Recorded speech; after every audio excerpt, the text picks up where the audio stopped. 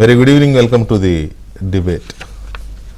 America America America గడిచిన కొన్ని దశాబ్దాలుగా, మరీ పర్టికులర్గా ఒక 3 నుంచి 4 దశాబ్దాలుగా తెలుగు రాష్ట్రాల్లో వినిపించే స్లోగన్ లాంటిది ఇది అమెరికా అనేది. ఏ ఊళ్ళో పుట్టినా సరే అమీర్పేట రావాలి, అమీర్పేటలో ఏదో ట్రైనింగ్ తీసుకోవాలి, అమెరికా వెళ్ళిపోవాలి. ఇది ప్రాసెస్. అక్కడికి వెళ్ళి సెటిల్ అవ్వడం. డెఫినెట్గా కొన్ని లక్షల మంది తెలుగు రాష్ట్రాల నుంచి వెళ్ళి వాళ్ళ అమెరికాలో తెలుగు కమ్యూనిటీని గర్వపడే విధంగా పనిచేస్తున్నారు. అక్కడ వ్యాపారాలు కావచ్చు, ఉద్యోగాలు కావచ్చు, కొంతమంది రాజకీయాల్లో కూడా బ్రహ్మాండమైన గుర్తింపును తెచ్చుకున్నారు అక్కడ అమెరికా దీంట్లో. సో ఇది ఇలా ఉండగా మిగతా ప్రపంచంలోని ఇతర ప్రాంతాల కంటే, అది యూకే కావచ్చు, లేకపోతే Canada, Australia, New Zealand, Gulf countries కావచ్చు, ఇట్లా చాలా ఉన్నాయి. వీటన్నిటితో పోల్చుకుంటే అమెరికా అంటే మనకొక మోజు, మనకొక మోజే, ఇంకా దానికి వేరే పదం లేదు. అమెరికా అంటే ఒక మోజు. ఎందుకు అంటే అమెరికాలో ఉన్న డాలర్ మీద మోజు. ఎలాగైనా కష్టపడాలి, అప్పు చేసైనా ఈ నానా సంఖ్యలు నాకి,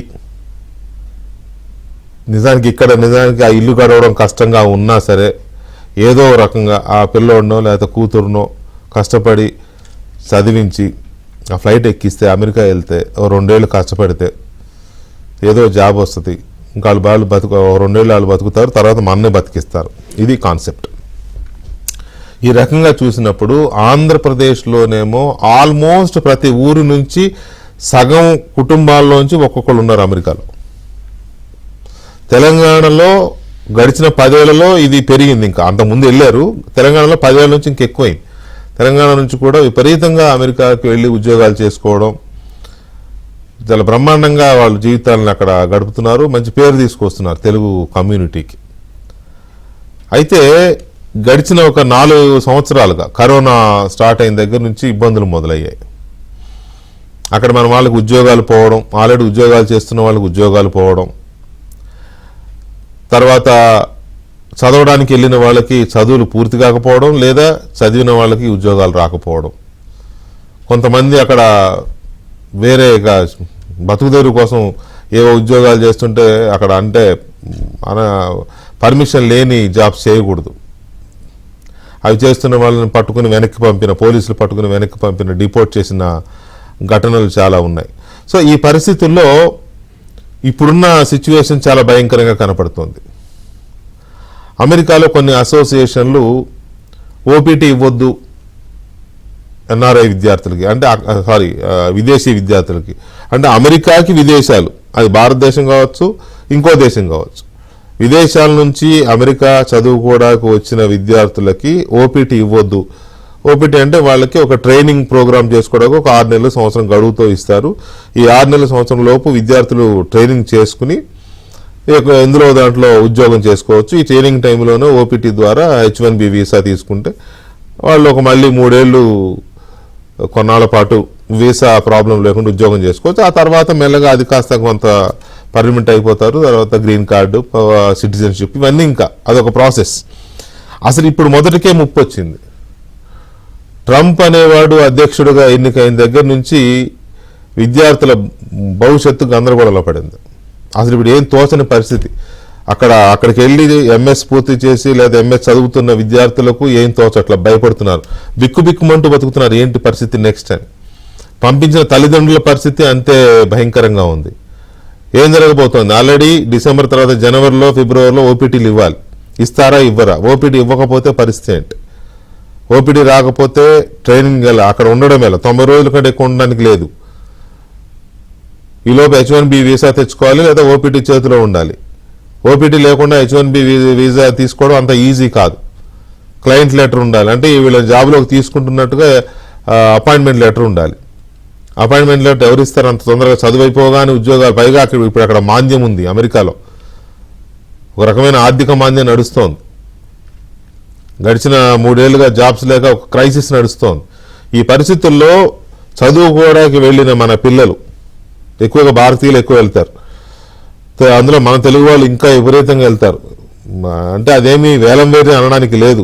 కష్టపడి చదువుకుని సెటిల్ అవ్వాలనే ఒక బలమైన కాంక్ష, తల్లిదండ్రుల ఆకాంక్ష, పిల్లల కాంక్ష. ఇంత వెళితే అక్కడ ఇప్పుడు జరుగుతున్నది చూస్తే భయం వేసే పరిస్థితి ఉంది.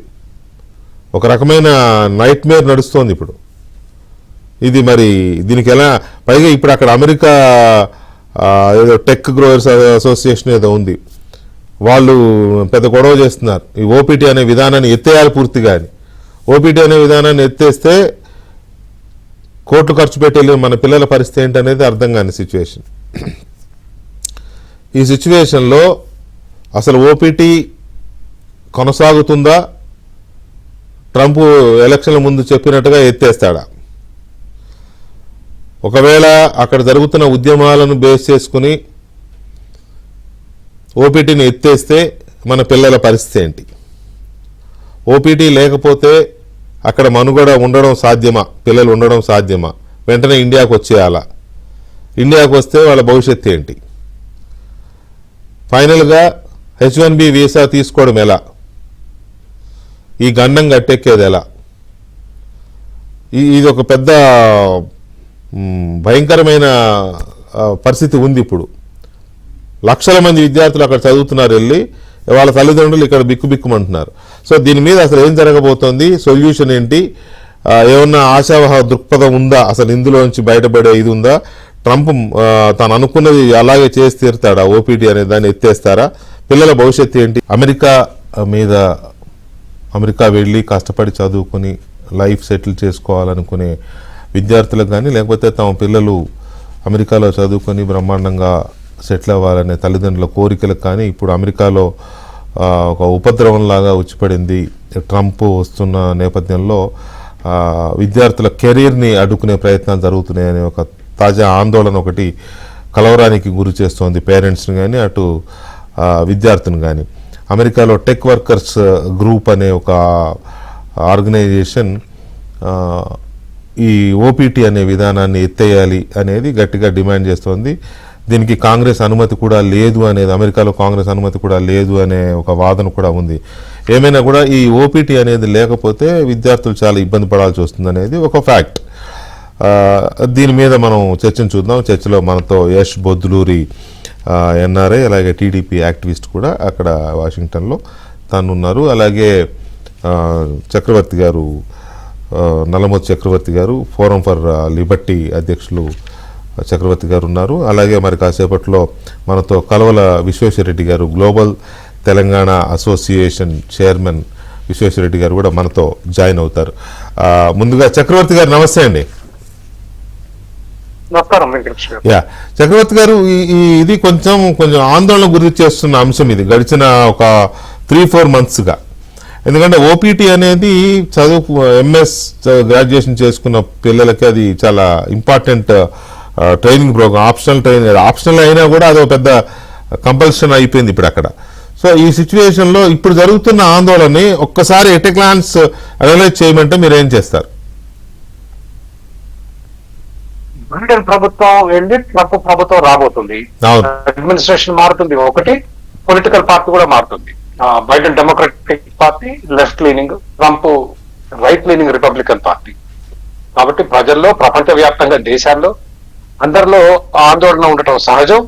మనకు తెలిసిందే ట్రంప్ భాషా శైలి చాలా సూటిగా, ఎదుటి వాళ్ళని లెక్క చేయకుండా కొంత అహంకారపూరితంగా ఉండటం మనందరికి తెలిసిన విషయం. మొన్న ఈ మధ్య కెనడాను అమెరికాలో కలుపుకుంటా అన్నాడు, గ్రీన్లాండ్ వచ్చి మన దేశంలో జాయిన్ కంటా అన్నాడు. అంటే ఇంకే అధ్యక్షుడు అవే మాట్లాడినా కూడా it would be a big crisis.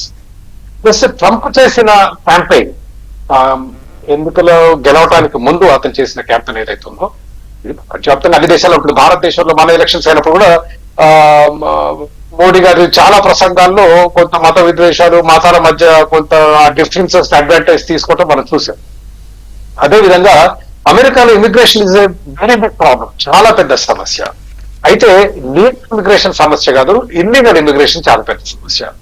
ఆ బోర్డర్ సంవత్సరానికి మిలియన్స్, మల్టీ మిలియన్, అంటే 1 మిలియన్ అంటే 10 లక్షలు, 10 నుంచి 20 లక్షల మంది ఇల్లీగల్ గా బోర్డర్ క్రాస్ చేసి అమెరికాలోకి వస్తారు. మీరు మన లీగల్ ఇమిగ్రేషన్ తీసుకుంటే H1B 65,000 ప్లస్ అడ్వాన్స్ డిగ్రీ 85,000. ఏంటి 1,00,000 కూడా లేదు H1B ఉదాహరణకి. F1 మీద అంతకంటే ఎక్కువ ఇంకొంచెం తక్కువే ఉంటాయి అనుకుంటా. వీసాలు ఎక్కువ కానీ భారతదేశం నుంచి ఒక 1/3 of the F1 visas I have the number somewhere, కొద్దిసేపు తర్వాత షేర్ చేసుకుంటాను. So legal immigration is hardly a problem, illegal immigration is a very big problem. కాకపోతే ఎన్నికలలో ఓట్ల కొరకు నాయకులు చాలా మాటలు చెప్పాలి, ప్రజలు రెచ్చగొట్టాలి, వాళ్ళ మధ్య విభేదాలు సృష్టించాలి. పోలరైజేషన్ అనేది రాజకీయంలో, పోలరైజేషన్ అంటే విభజించి పాలించు తరహా చేస్తేనే మనకు ఓట్లు రాలుతాయి. కాబట్టి రాజకీయ నాయకులు ఎన్నికల ముందు మాట్లాడేది ఒక తరహాగా ఉంటుంది, ఎన్నికలు అయిపోయిన తర్వాత అడ్మినిస్ట్రేషన్ ఇంకొక తరహాగా ఉంటుంది. మనం అనుకున్నట్లే ట్రంప్ ఎన్నిక తర్వాత ఎన్నిక ముందు మాట్లాడిన మాటలకి చాలా వ్యత్యాసం ఉంది. ఎన్నిక తర్వాత H1B నేను డిస్కంటిన్యూ చేయను, H1B వలన అమెరికాకి చాలా లాభం జరిగింది, ఇక్కడ ఉన్న టెక్ సంస్థలకి కొరత ఉన్న ఉద్యోగాల్లో, అంటే అమెరికాలో ఉద్యోగస్తులు ఉన్నంత కాలం ఇబ్బంది వాళ్ళు పెట్టుకోవచ్చు, లేని పక్షంలో అమెరికాలో ఉన్న అతిపెద్ద సమస్య ఏంటంటే stem, science, technology, engineering, mathematics ఇట్లాంటి వాటిల్లో సరిపడా విద్యార్థులు రావట్లేదు. దాని మూలంగా ఇప్పుడు పెద్ద పెద్ద కంపెనీలు, ఈరోజు మైక్రోసాఫ్ట్ తీసుకోండి, గూగుల్ తీసుకోండి, యాపిల్ తీసుకోండి, అమెజాన్ తీసుకోండి, నేను ఇండియాలో అనట్లేదు, మీరు ఆ కంపెనీలు అమెరికాకి వెళ్తే సగం మంది భారతీయులే కనిపిస్తారు. ఆ కంపెనీలు ఈరోజు అంత పెద్ద కంపెనీలు అంత సక్సెస్ఫుల్ కావడానికి కారణం భారతీయులు. అది చాలా మందికి తెలుసు, అక్కడ ట్రంప్ కూడా తెలుసు. ట్రంప్ వ్యాపారస్తుడు, ట్రంప్ అనటం నా కంపెనీలోనే పెట్టుకున్న H1B వాళ్ళని, దానివల్ల నేనే చాలా లాభం పొందాను, కాబట్టి ఆపే ప్రసక్తి లేదు. కానీ H1B వీసాలు ఇచ్చే పద్ధతిలో కొంత మార్పులు చేస్తాను అంటాడు. కాబట్టి కొంత ప్రభుత్వాలు మారుతున్నాయి కాబట్టి కొంత ఆందోళన చెందాల్సిన అవసరం ఉంటుంది, కొంత చెందటంలో సహజం కూడా.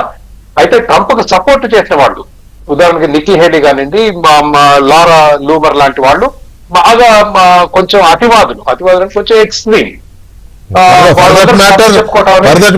Even our prime minister Narendra Modi also. Correct. So కాస్త అతివాదులు కాబట్టి వాళ్ళందరినీ నచ్చ చెప్పుకోవడానికి కొంత టైం పడుతుంది. But in the long run I don't think కొంత ప్రొసీజర్స్ అవి మారుస్తారు. ఏది H1B తక్కువ జీతాలకి, ఇప్పుడు అమెరికాలో అండి ఒక సాఫ్ట్వేర్ ప్రోగ్రామ్ ఉద్యోగానికి $1,00,000 అనుకున్నాను జీతం, ఇండియా నుంచి $50,000 తీసుకురావడానికి వాళ్ళు అభ్యంతరం చెప్తున్నారు. ఈవెన్ లో కాస్ట్ లేబర్ తీసుకొచ్చి అమెరికాలో ఉన్న అమెరికన్లు తీసుకోవాల్సిన ఉద్యోగాల్ని తక్కువ జీతాలకు వేరే వాళ్ళకి ఇస్తున్నారు. సో కాబట్టి ఆ రకమైన మార్పులు, ఏది చీప్ గా లేబర్ తీసుకొచ్చి పెట్టుకోవటం లాంటివి జరగకుండా కొంచెం నట్లు బోట్లు టైటన్ చేసే అవకాశం ఉంది. కానీ డ్రమాటిక్ గా, అంటే ఓవర్ నైట్ ఇప్పుడు ఏమవుతుందంటే F1 వీసాల మీద ఉన్న విద్యార్థులు ట్రంప్ అధ్యక్షుడు అయిపోయే లోపే గబగబా పరిగెడుతున్నారు అమెరికాకి. అక్కడ యూనివర్సిటీలు కూడా అట్లే విద్యార్థులు కొంత భయాందోళన సృష్టించాయి. ఏమవుతుందో ట్రంప్ వచ్చిన తర్వాత ఒకటేసారి సడన్ గా ఆపేస్తాడేమని. అంత దుర్మార్గుడు కాదని నేను అనుకుంటున్నాను. బట్ ఎనివే జాగ్రత్త తీసుకునే వాళ్ళు 10వ తారీఖులో ఒకటి వెళ్తున్నారు, వెళ్ళండి, ఇబ్బంది లేదు. కానీ అంతగా మార్పులు వచ్చి ఓవర్ నైట్ గా ఏదో కొంపలు మునిగిపోతాయని మాత్రం నేను అనుకోవటం లేదు. ఓకే, మునిగిపోకూడదని కోరుకుందాం మనం. కానీ సిచ్యువేషన్ ఏంటంటే అసలే 4-5 ఏళ్ల నుంచి ఈ భయం మెల్లమెల్లగా పెరుగుతోంది. అయినా మన వాళ్ళ ఉధృతం ఏమీ ఆగలేదు, వెళ్తూనే ఉన్నారు. కానీ ఇప్పుడు ఈ ఎట్ దిస్ మూమెంట్ మనం మాట్లాడుకుంటున్న ఈ మూమెంట్కి గడిచిన వారం రోజులుగా వార్తా కథనాలు విపరీతంగా వస్తున్నాయి. అసలు ఇప్పుడు ట్రంప్ చేతిలో లేదు, అక్కడ దేశంలోనే టెక్ వర్కర్స్ గ్రూప్ అనేది ఒకటి ఉంది కదా, అసోసియేషన్ ఉంది. అలాంటి వాళ్ళు కొంతమంది తీవ్రంగా దీని మీద ఒక మూమెంట్ తీసుకొస్తున్నారు. ఈ ఓపీటీ అనే విధానాన్ని పూర్తిగా ఎత్తేయాలి అనేది ఒకటి బాగా వస్తోంది. సో ఇది గనక కంటిన్యూ చేస్తారా లేదా ఎత్తేస్తారా అనే దాని మీద ఒక్క నిమిషం చక్రవర్తి గారు. Yash, good evening Yash. మీ ఒపీనియన్ ఏంటి ఓపీటీ అనే దాని మీద? ఇప్పుడు జరుగుతున్న అక్కడ మూమెంట్ ఒకటి జరుగుతున్నట్టే కనబడుతుంది, అది ఎత్తేస్తారా ఉంచుతారా? అంటే ఇది ఓపీటీ ఎత్తేస్తారా ఉంచుతారా అనే కంటే కూడా ఇది ఓపీటీ టోటల్గా ఈ ప్రోగ్రామ్ అనేది క్యాన్సిల్ చేయాలంటే కాంగ్రెస్ సెనెట్లో బిల్స్ పాస్ కావాలండి. ఆల్రెడీ కాంగ్రెస్ దీనికి వ్యతిరేకం అంట కదా, అది నడుస్తుంది, అది కూడా ఉంది. సిచ్యువేషన్ ఏంటంటే ఇక్కడ కాంగ్రెస్ని కూడా ఆల్ మల్టీనేషనల్ కంపెనీస్ వాళ్ళు ఎక్కువ మేనేజ్ చేస్తారు అక్కడ.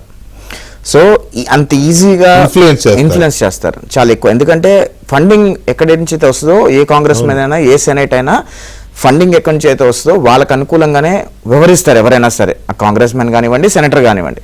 సో ఈ బిల్స్ అంత ఈజీగా పాస్ అయ్యే సిచ్యుయేషన్లో ఉండదని నా అభిప్రాయం. ఎందుకంటే నేను గత 10-12 సంవత్సరాలు 14 సంవత్సరాలుగా చూస్తున్నాము గ్రీన్ కార్డ్ బ్యాక్లాగ్ ఇష్యూ మీద కూడా నేను ఫైట్ చేయడం జరిగింది. దాదాపు 100 పైగా కాంగ్రెస్ మెన్లను కలిశాను, దాదాపు 70 పైన సెనేటర్లని కలిశాను ఈ విషయంలో.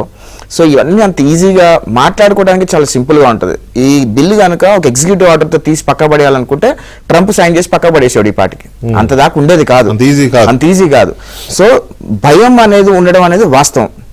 ఈ భయానికి ఎందుకు కారణాలు ఏంటి అంటే ఆ ఓపీటీ వీసా అనేది మన వాళ్ళు మిస్యూజ్ చేయటం వల్ల ఇవన్నీ కూడా ఈ వ్యతిరేకత అనేది రావడం జరిగింది. ఒకవేళ ఓపీటీ వీసాని కరెక్ట్గా ఫార్ములేట్ చేసి ఉంటే ఈ ఇష్యూస్ అన్నీ వచ్చుండేవి కాదు. ఈ ఓపీటీ వీసాలు తీసుకొని స్టూడెంట్స్ ఈ అమెరికాలో చిన్న చిత్కా జాబులు చేసుకునే వాళ్ళు ఉంటారు చూసారా, $10, $15, $20 జాబులు చేసుకునే వాళ్ళు ఉంటారు చూసారా, వాళ్ళ జాబులు వీళ్ళు తీసేసుకుంటున్నారు. అక్కడి నుంచి వచ్చిన వ్యతిరేకత వల్ల ఇప్పుడు ఓపీటీలు రద్దు చేయాలనే దాకా వచ్చింది అంటే దాని మూల కారణాలు ఏంటనేది మనం విశ్లేషణ చేసుకోవాల్సిన అవసరం ఉంది. అదే కాకుండా గత 4 సంవత్సరాల్లో దాదాపు సంవత్సరానికి 1.5 మంది విద్యార్థులు అమెరికాలోకి రావడం జరిగింది మాస్టర్స్ చదువుకోవడానికి. దానికి ముందు ట్రంప్ అడ్మినిస్ట్రేషన్ తెలుగు వాళ్ళు అంటే ఓవరాల్ గా 1.5 lakh స్టూడెంట్స్ వచ్చారు. తెలుగు వాళ్ళు కూడా ఎక్కువ మంది ఉన్నారు, ఇండియన్స్ ఎక్కువ మంది ఉన్నారు, దానిలో తెలుగు వాళ్ళు ఇంకా ఎక్కువ మంది ఉన్నారు. అదేవిధంగా ట్రంప్ అడ్మినిస్ట్రేషన్ ముందు చూసుకుంటే సంవత్సరానికి 60,000 నుంచి 70,000 మంది వీసాలకు F1 వీసాలు మాత్రమే ఇచ్చి ఉండేవాళ్ళు. కానీ బైడెన్ అడ్మినిస్ట్రేషన్ వచ్చిన తర్వాత దాన్ని డబుల్ చేశారు. ఎందుకు డబుల్ చేశారని వాడికి తెలియదు. సో సంవత్సరానికి ట్రంప్ ఫస్ట్ టర్మ్లో, second term, third term, fourth టర్మ్లో 1.5 మంది విద్యార్థులు వచ్చారంటే దాదాపు 4 years టర్మ్ చూసుకొని 8 లక్షల మంది విద్యార్థులు వచ్చారు. అంటే సంవత్సరానికి 1.5 మంది విద్యార్థులు పాస్ అవుట్ అవుతున్నారు. ఈ 1.5 మంది విద్యార్థులు పాస్ అవుట్ అయిన వాళ్ళందరూ ఏం చేయాలి? ఉద్యోగాలు చేయాలి కదా. ఉద్యోగాలు చేయకుండా అయితే వాళ్ళు బతకలేరు కదా అక్కడ. సో అందరికీ ఉద్యోగాలు దొరకవు కదా. దానిలో మహా అంటే 10% వాళ్ళకు ఉద్యోగాలు దొరుకుతాయి. అవి కూడా ఎలా దొరుకుతాయి అంటే వాళ్ళు ఫేక్ ఎక్స్పీరియన్స్లు పెట్టడం వల్ల, ఫేక్ వీసాలు పెట్టడం వల్ల, అదేవిధంగా ఇతర మార్గాలు ఎంచుకోవటం వల్ల అక్కడ వాళ్ళకు ఉద్యోగాలు దొరికే అవకాశం ఉంటుంది. దొరికిన ఉద్యోగాలు వచ్చిన తర్వాత వాళ్ళు ఎప్పుడైతే జాబ్ సైట్లోకి వెళ్తారో వాళ్ళకి ఎక్స్పీరియన్స్ ఉంటుంది కాబట్టి దొరికిపోతారు వాళ్ళు. అక్కడ మళ్ళీ ఫేక్ ఎక్స్పీరియన్స్ అని తెలిసిపోతుంది. అక్కడ నుంచి స్టార్ట్ అయ్యే ఇవన్నీ కూడా ఈ క్యాన్సిలేషన్కి, ఓపీటీ రద్దు, ఇవన్నిటి కూడా అవన్నీ మూల కారణాలు. ఇవన్నీ కూడా మన వాళ్ళు కరెక్ట్గా లీగల్ ప్రాసెస్లో వెళ్ళి లీగల్గా ఉండుంటే ఇష్యూస్ ఏవి వచ్చుండేవి కాదు అని నా అభిప్రాయం అండి. అమెరికా ఎప్పుడు రావాలనుకున్నా లీగల్గా వస్తే ఎటువంటి ఇబ్బందులు ఉండవు. ఎప్పుడైతే ఇల్లీగల్గా రావాలనుకుంటారో ఇబ్బందులు తప్పవు అనే విషయం అయితే తప్పకుండా తెలుసుకోవాల్సిన అవసరం ఉంది ఇక్కడ మనందరికీ కూడా. ఇప్పుడు అమెరికాలో ఉన్న పరిస్థితి H1B విధానాలు, ఓపీటీ విధానాల మీద చాలా డిస్కషన్స్ జరుగుతున్నాయి. కానీ ఇక్కడ కూడా మల్టీనేషనల్ కంపెనీస్ ఏవి కూడా H1Bలు వదులుకోవడానికి సిద్ధంగా లేరు. ఎందుకంటే మేజర్ స్కిల్స్ అన్నీ కూడా H1B మీదనే ఉన్నాయి. EB1, EB2 కానివ్వండి, EB3 కానివ్వండి. మేజర్ స్కిల్స్, చీపర్ లేబర్ అంటే కూడా ఇప్పుడు ఇన్ఫ్లేషన్ పెరిగిపోయింది, కాస్ట్ ఆఫ్ లివింగ్ పెరిగిపోయింది. ఇప్పుడు డబ్బులు కూడా అదే రకంగా పెంచేశారు, శాలరీస్ కూడా. So it's not making a big difference. In fact చెప్పాలి అంటే కనుక, ఓపెన్ గా చెప్పాలంటే అమెరికాలో ప్యాకేజ్ కంటే ఇండియాలో ప్యాకేజ్ ఎక్కువ ఉంది హానెస్ట్ గా. లాస్ట్ 2 years ప్రకారం, లాస్ట్ 2 years కోవిడ్ తర్వాత చూసుకుంటే. సో డాలర్ కన్వర్షన్ చేస్తే చాలా తేడా ఉంటుంది, రూపీస్ పరంగా. ఎగ్జాక్ట్లీ. సో ఇవన్నీ కూడా మనం చూసుకుంటే కనుక దీనికి కాంప్లికేషన్స్ అనేవి ఉన్నాయి. ఆ కాంప్లికేషన్స్ అనేవి లాస్ట్ 2 years మేము ఎప్పుడైతే బైడెన్ అడ్మినిస్ట్రేషన్ లో ఫస్ట్ ఇయర్ లో మేము ఎప్పుడైతే కనిపెట్టామో ఇట్లా 1.5 lakh మెంబర్స్ వస్తున్నారు, జాబ్స్ అంతమంది లేవు, కానీ వీళ్ళందరూ కూడా ఇల్లీగల్గా వస్తున్నారు. మీకు ఇంకో విషయం ఏంటంటే H1B వీసా మీద ఆల్రెడీ H1B వీసాలు ఉన్న వాళ్ళల్లో దాదాపు 70,000 మంది H1B వీసాదారులకు ఇప్పటికి ఉద్యోగాలు లేకుండా అమెరికాలో ఉన్నారు, నివసిస్తున్నారు. వాళ్ళు కింద మీద పడుతూ వాళ్ళు ట్యాక్సులు కట్టుకుంటూ H1B వీసా స్టేటస్లు మెయింటైన్ చేస్తూ ఇక్కడ నువ్వు ఈ మధ్య ఒక వీడియో చూశాను, చాలా భయపెట్టావు నువ్వు తల్లిదండ్రుల్ని, విద్యార్థుల్ని చాలా భయపెట్టావు అంటే నువ్వు చెప్పింది ఫ్యాక్ట్ కావచ్చు. భయపెట్టావు అంటే తప్పు చేసేవారు కాదు. ఆ వీడియో చూసిన వాళ్ళకి ఎవరికైనా అమ్మో ఇంత దారుణంగా ఉందా అని ఒకసారి అది ప్లే చేస్తాను, అది విన్న తర్వాత అది ఎక్స్ప్లెయిన్ చేద్దాం అండి. ఇండియా నుంచి అమెరికాకి మాస్టర్స్ చదువుకోవడానికి వచ్చి ఉద్యోగాలు చేసుకొని సెటిల్ అయిపోదాము అనుకుంటున్న వాళ్ళందరూ కూడా దయచేసి 1 minute వీడియో చూడండి. గత 3 సంవత్సరాలుగా ఇండియా నుంచి అమెరికాకి మాస్టర్స్ చదువుకోవడానికి వచ్చిన వాళ్ళు ఎవరైతే మాస్టర్స్ కంప్లీట్ చేసుకున్నారో వాళ్ళలో దాదాపు 90% మంది విద్యార్థులకు ఇప్పుడు కూడా ఉద్యోగాలు దొరకట్లా. వాళ్ళందరినీ కూడా ఇక్కడ జాబ్ మార్కెట్ ఫ్రెషర్స్ గా పరిగణిస్తుంది. అదేవిధంగా అమెరికన్ జాబ్ మార్కెట్ లో ఎంతో మంది ఎక్స్పీరియన్స్ రిసోర్సెస్ కూడా జాబ్స్ లేకుండా ఉన్నారు. అంటే అమెరికన్ మార్కెట్ లో దాదాపు 62,000 మంది H1Bs జాబ్స్ లేకుండా ఉన్నారు అంటే గనక అమెరికన్ జాబ్ మార్కెట్ ఎంత బ్యాడ్ గా ఉంది, ఎంత రెసిషన్ మోడ్ లో నడుస్తుందో దయచేసి ఒక్కసారి ఆలోచన చేయమని కోరుతున్నా. అదే విధంగా ఎవరైతే ఇక్కడ మాస్టర్స్ చదువుకోవడానికి వచ్చి మళ్ళీ తిరిగి వెళ్ళిపోయి ఇండియాలో జాబులు చేసుకుందాం అనుకుంటున్నారో వాళ్ళు మాత్రం రండి. ఎవరైతే ఇక్కడ మాస్టర్స్ చేయడానికి వచ్చి ఇక్కడ జాబులు చేసుకొని సెటిల్ అయిపోదాం అనుకుంటున్న వాళ్ళందరూ దయచేసి అమెరికన్ మార్కెట్ మీద అవగాహనతోనే రండి అంటున్నా. ఎందుకంటే ఇక్కడికి వచ్చి ఇబ్బందులు పడుతున్నారు. కొంతమంది స్టూడెంట్స్ ఎవరైతే ఇక్కడికి వచ్చి మాస్టర్స్ చదువుకోవడానికి వస్తున్నారో వాళ్ళు లీగల్ గా క్యాంపస్ జాబ్ దొరకట్లేదో వాళ్ళు బయట ఇల్లీగల్ జాబ్స్ చేస్తున్నారు. ఆ ఇల్లీగల్ జాబ్స్ చేయడం వల్ల department of homeland security వాళ్ళు రైడింగ్ చేస్తున్నప్పుడు వాళ్ళు పట్టుబడిపోతే వాళ్ళని డీటైన్ చేస్తున్నారు. ఎలా అంటే అమెరికన్ వీసా క్యాన్సిల్డ్ అని వాళ్ళ పాస్పోర్ట్ మీద స్టాంప్ వేసి వాళ్ళని డిపోర్ట్ చేస్తున్నారు ఇండియాకి.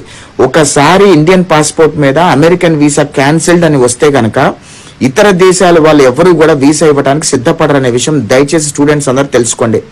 అదే విధంగా ఇక్కడ ఎవరైతే మాస్టర్స్ అయిపోతుందో వాళ్ళందరూ కూడా ఫ్రెషర్స్ గా పరిగణిస్తున్నారని చెప్పి వాళ్ళ రెజ్యూమ్స్ అన్ని కూడా ఫేక్ చేసి 7 to 10 years ఎక్స్పీరియన్స్ పెట్టి ప్రాక్సీ ఇంటర్వ్యూల ద్వారా జాబులు కొట్టే ప్రయత్నం చేస్తున్నారు. ఎవరైతే ప్రాక్సీ ఇంటర్వ్యూలో దొరికిపోతున్నారో వాళ్ళని కూడా బ్యాన్ చేసేస్తున్నారు. అదే విధంగా ఎవరైతే ప్రాక్సీ ఇంటర్వ్యూ కొట్టి జాబులు చేయడానికి జాబులో జాయిన్ అయ్యారో వాళ్ళు కనుక 2 weeks లో 3 weeks లో ప్రూవ్ చేసుకోకపోతే వాళ్ళని కూడా తీసేసి వాళ్ళని కూడా టోటల్ గా బ్లాక్ లిస్ట్ చేస్తున్నారు. దయచేసి ఇలాంటి తప్పులు చేయకండి. అమెరికా అనేది డెఫినెట్ గా it's very good opportunity for immigrants. అలాంటి ఆపర్చునిటీ ఫర్ ఇమిగ్రెంట్స్ ఉన్న కంట్రీలో మీరు ఇలాంటి తప్పులు చేస్తే కనుక శాశ్వతంగా మీరు అమెరికాలో ఉండలేరనే విషయం దయచేసి గమనించండి. మరీ ముఖ్యంగా ఎవరైతే తల్లిదండ్రులు వాళ్ళ స్టూడెంట్స్ వాళ్ళ కిడ్స్ ని ఇక్కడ మాస్టర్స్ చదువుకోవడానికి పంపించాలి అని బలవంతం చేస్తున్నారో వాళ్ళందరూ కూడా ఒక్కసారి ఆలోచన చేయండి. కన్సల్టెన్సీ వాళ్ళకి ఏమీ తెలియదు, వాళ్ళ డబ్బులు వస్తున్నాయి కదా అని చెప్పి వాళ్ళ డబ్బులు తీసుకొని పిల్లల్ని ఇక్కడ తోసేస్తారు. పిల్లలు ఇక్కడికి వచ్చి నానా ఇబ్బందులు పడుతున్నారు. మిమ్మల్ని రూపాయి అడగలేక లేదా మీ దగ్గర రూపాయి డబ్బులు తీసుకొచ్చుకోలేక ఇక్కడ ఆర్ట్ జాబ్స్ చేస్తూ వాళ్ళ ప్రాణాలు కోల్పోతున్నారు, లేదా ఇల్లీగల్ జాబ్స్ చేస్తూ వాళ్ళు డీటైన్ అయిపోయి డిపోర్ట్ అయిపోతున్నారు. ఇలా చాలా ఇష్యూస్ ఉన్నాయి అమెరికాలో. దయచేసి ఎవరైతే మాస్టర్స్ కి రావాలనుకుంటున్నారో వాళ్ళందరూ కూడా ఒక్కసారి ఆలోచించమని కోరుతున్నా. ఒక్కసారి గవర్నమెంట్ చేంజ్ అయిన తర్వాత అప్పుడున్న పరిస్థితులు ఆలోచించుకొని అప్పుడు పరిస్థితులు బట్టి మాస్టర్స్కి వచ్చే ప్రయత్నం చేయండి. కానీ ఇప్పుడైతే ఎవరైతే మాస్టర్స్ రావాలనుకుంటున్నారో వాళ్ళు మీ ఆలోచనలు విరమించుకోమని చెప్పి ఒక బ్రదర్ గా విజ్ఞప్తి చేస్తున్నా. నాకు అర్థం కాదు ఏంటంటే అప్పీలా హెచ్చరిక అంటే నాకైతే అంటే సరిగ్గా డీప్ గా చూసే వాళ్ళకైతే హెచ్చరిక లాగా ఎందుకంటే జాగ్రత్తగా ఉండాలి. మీరు చెప్పింది నిజంగా అప్రిషియేట్ యూ. ఎలా ఉంది సిచ్యువేషన్ అనేది పేరెంట్స్ కి ఎక్స్ప్లెయిన్ చేస్తూ పిల్లల భవిష్యత్తు జాగ్రత్త తప్పులు చేసేమొద్దు చెప్పారు, బాగానే ఉంది. నిజంగా కూడా ఇప్పుడు సిచ్యువేషన్ అలాగే ఉంది కదా. ఇప్పుడు ఆ ఓపీటీ కూడా ఎత్తేస్తే పరిస్థితి ఏంటి అనేది మేము అక్కడ నేను 2007లో వెళ్ళానండి నేను. So it's in my journey of about close to 17-19 years journey. ఎన్నో డిఫరెంట్ ఫేసెస్ రెసిషన్ చూసాము, అండర్ ద కార్పెట్ రెసిషన్ చూసాము, ఇవన్నీ చూస్తూ వస్తున్నాము. కానీ మేము ఇక్కడ పేరెంట్స్ కి చెప్పాలనుకుంటున్నది చెప్తున్నాము, కానీ ఇక్కడ ఉన్న వాళ్ళు రిసీవ్ చేసుకోలేకపోతున్నారు. ఆశ ఏం చేస్తారు, పిల్లల్ని చదివించుకొని డాలర్ల మీద కాదనట్లేదు, కానీ మీ పిల్లల్ని ఇక్కడికి బలవంతంగా పంపించి వాళ్ళు ఇబ్బందుల్లో పడుతున్నప్పుడు ఆ ఇబ్బందుల నుంచి మళ్ళీ బయటికి రావడానికి అక్కడ ఉన్న తెలుగు సంఘాల నాయకులను అప్రోచ్ అయ్యి వాళ్ళ ద్వారా ఇప్పుడు విశ్వేశ్వర రెడ్డి గారు లాంటి వాళ్ళు కానివ్వండి, సతీష్ వేమన లాంటి వాళ్ళు, కొడాలి నాని నరేన్ కొడాలి లాంటి వాళ్ళని కానీ, కృష్ణ మా లాంటి వాళ్ళ దగ్గరికి ఫోన్లు వస్తాయి. ఫోన్లు వచ్చి ఆ అబ్బాయి తప్పు చేసి department of homeland security దొరికిపోతాడు. ఆ అబ్బాయిని బయట తీసుకురావడానికి మా తెలుగు సంఘాల నాయకులు ఎవరైనా $10,000 లాయర్ ఖర్చు పెట్టాల్సి వస్తుంది.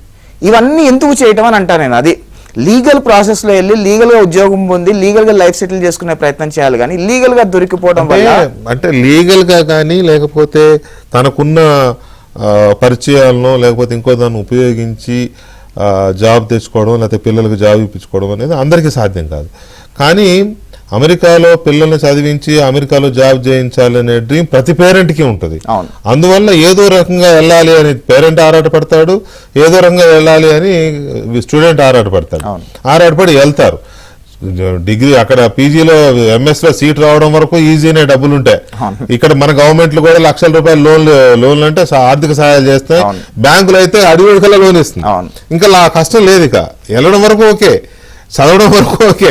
చదివినాక ఇప్పుడు సిచ్యువేషన్ చూస్తే ఏంటనేది విశ్వేశ్వరరెడ్డి గారు మనతో జాయిన్ అయ్యారు, global Telangana association chairman.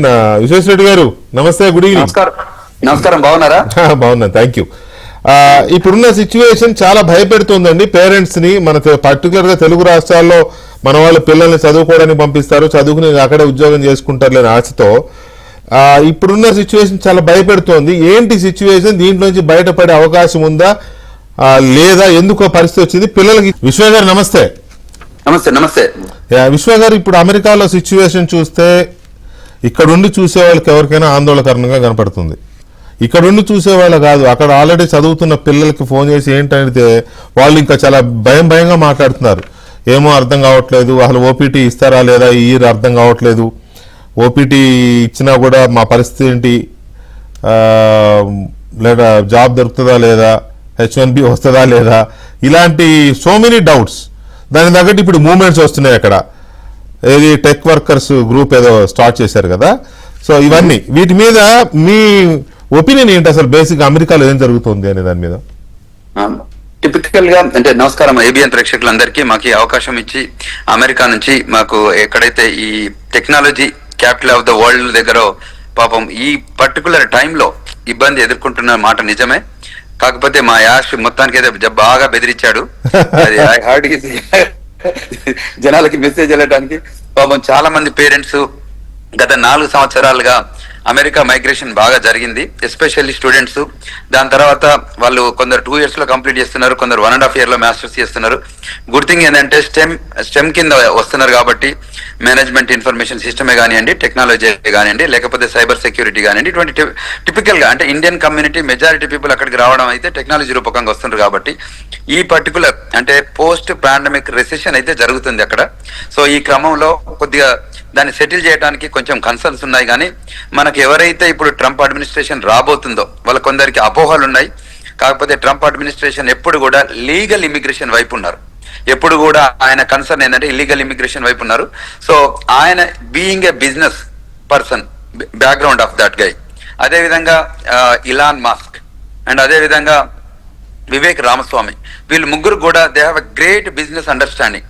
So hopefully after January 20th especially technology side మనకి ఎక్కువ ఆపర్చునిటీస్ రావడానికి మేము హోప్ చేస్తున్నాం. ఎందుకంటే చాలా మంది స్టూడెంట్స్ గత 3 సంవత్సరాలుగా ఓపీటీ స్టేటస్ లో జాబ్ లేని వాళ్ళు కూడా చాలా మంది ఉన్నారు. అదేవిధంగా సీనియర్లు కూడా చాలా మంది 20-30 ఏళ్ళు కూడా అక్కడ పనిచేస్తున్న వాళ్ళు కూడా అనుకోకుండా ఈ పోస్ట్ పాండమిక్ రెసిషన్ లో కూడా జాబులు పోయినాయి, అంత తొందరగా జాబులు రావట్లేదు.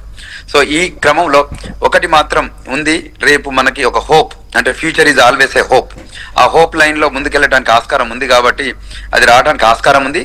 మీకు సైకిలిక్ ప్రాసెస్ లో ఈ డిప్స్ వస్తుంటాయి. ఇప్పటి నుంచి నేను గత 26 సంవత్సరాలుగా అమెరికాలో ఉన్నాను, చూసాం కదా, మాకు 2-3 డిప్పులు చూసాము. ఇది కూడా మేము అనదర్ డిప్ గా ట్రీట్ చేస్తున్నాం. కాకపోతే ఇది కొంచెం లాంగర్ డిప్ లాగా ఉండేటట్టుంది. సో కాకపోతే ఈ టైంలో మనం కొంచెం ఓపిక బట్టి సో క్వాలిటీ అంటే అమెరికాకు వచ్చేసి ఏదో ఈజీ మెథడ్ కాకుండా వచ్చిన వాళ్ళంతా క్వాలిటేటివ్ గా కమిటెడ్ గా పంపించేటప్పుడు కొంచెం ఎడ్యుకేటెడ్ ఓరియంటెడ్ గా ఉంటే, అంటే అక్కడ ఏదో ఈజీ అయిపోతుందని ఒకరిని చూసి ఒకరు అమెరికా రావడం కాకుండా వచ్చిన తర్వాత కష్టపడే తత్వం ఎట్లాగో మన దానిలో అందరికి ఉంది కాబట్టి అది పెద్ద ఇష్యూ లేదు. కాకపోతే ఇప్పుడున్న ప్రస్తుత పరిస్థితులు మాత్రం మనం వెల్కమింగ్ గా లేదు. But hopefully this will correct in first quarter or second quarter. I hope అంటే with the new administration new thing. చిన్న హికప్స్ ఉన్నాయి. ఇప్పుడు ఈ మధ్య జరుగుతున్న సంఘటనలు 2-3 మోస్ట్ రీసెంట్ గా జరుగుతున్న సంఘటనలు కూడా ఇప్పుడు ఏదైతే డెమోక్రటిక్ పార్టీ అడ్మినిస్ట్రేషన్ ఉన్నప్పుడు జరిగిన ఈ ఆఫ్ఘనిస్తాన్ నుంచి వచ్చిన మైగ్రేషన్ కానివ్వండి, అంటే వేరియస్ కంట్రీస్ నుంచి ఉన్న లిబరలైజేషన్ మైగ్రేషన్ ద్వారా కొన్ని ఇష్యూస్ ఉన్నాయి, వాటిని కరెక్ట్ చేస్తారు. అదే విధంగా ఒక 11 మిలియన్ ఇల్లీగల్ ఇమిగ్రెంట్స్ ఇవాళ అమెరికాలో ఉన్నారు. United states citizenship and immigration services ద్వారా వచ్చిన ఈ లిస్ట్ లో నుంచి మెజారిటీ ఆఫ్ ద పీపుల్ ని డిపోర్ట్ చేయాలనే ఆలోచనలో నూతన అడ్మినిస్ట్రేషన్ ఉంది. I hope that they will consider to and cleanup అవుతుంది. ఎందుకంటే వాళ్ళు ట్యాక్స్ పే చేయట్లేదు, అమెరికా ట్యాక్స్ బేస్డ్ మీద నడుస్తుంటది కాబట్టి సో అందరు వచ్చిన వాళ్ళు కూడా ట్యాక్స్ పే చేస్తే బాగుంటుంది అన్న ఉద్దేశంతో జరుగుతున్న ప్రయత్నం. ఐ హోప్ అది కూడా కరెక్ట్ అవుతుంది.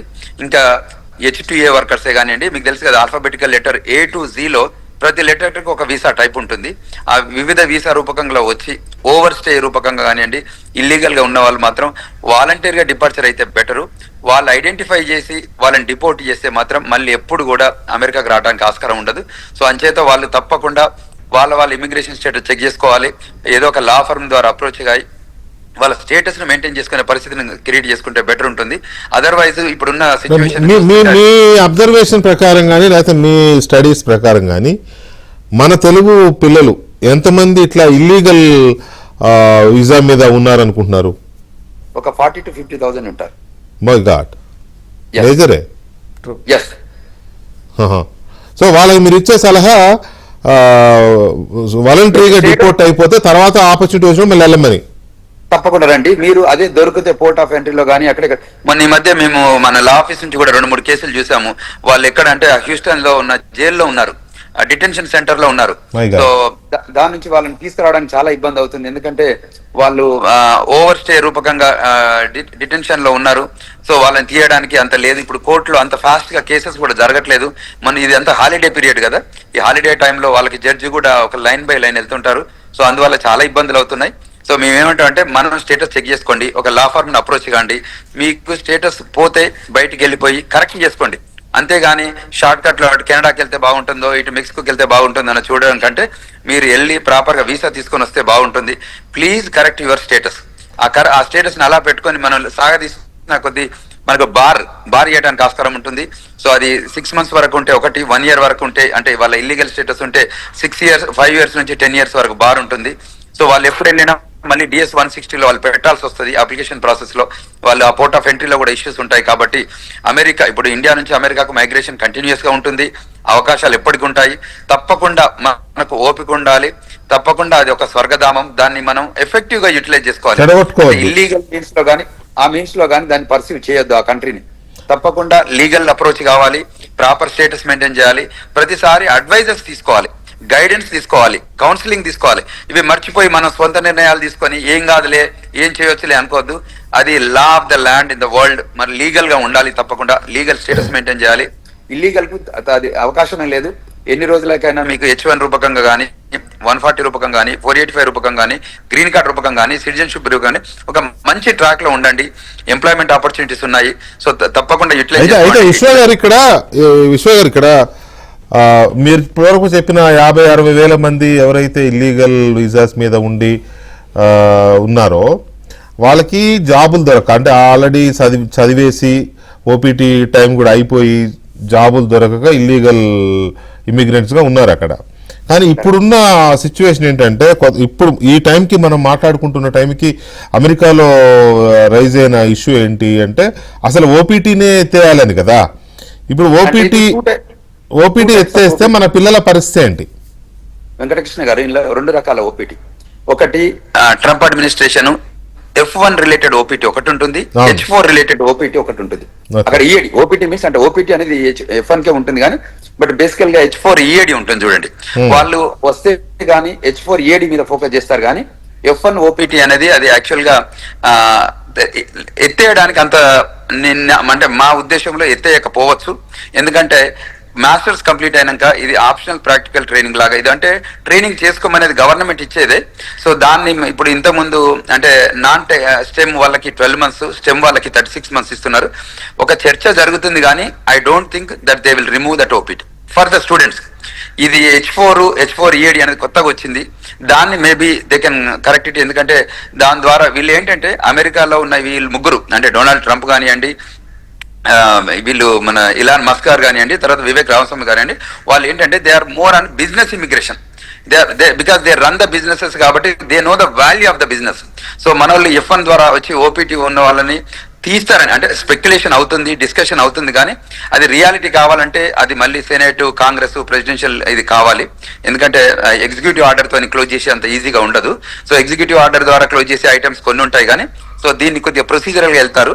కాకపోతే దీనికి ఒక వాల్యూ ఉంది, అంటే F1 స్టూడెంట్స్ కి ఓపీటీ ఉండడం అనేది ఒక వాల్యూ ఉంది కాబట్టి దాన్ని అంత తొందరగా తీసేస్తారని మేము అనుకో.